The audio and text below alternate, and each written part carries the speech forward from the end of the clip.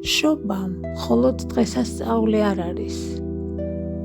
ის არის სინათლის დაბადება თითოეული ჩვენგანის გულში.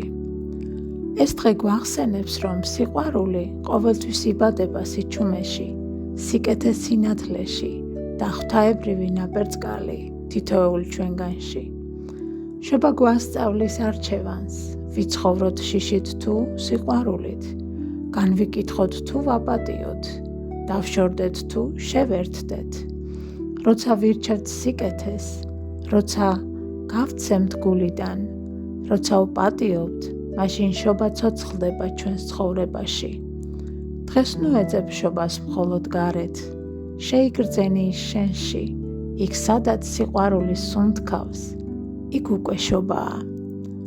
და ამ ზებუნებრივმა მოვლენამ გააღვიძოს შენში სინათლე და შეგახსენოს. შენ ხარ სიყვარულის მატარებელი, შენ ხარ თავად ღვთაებრივი სინათლე.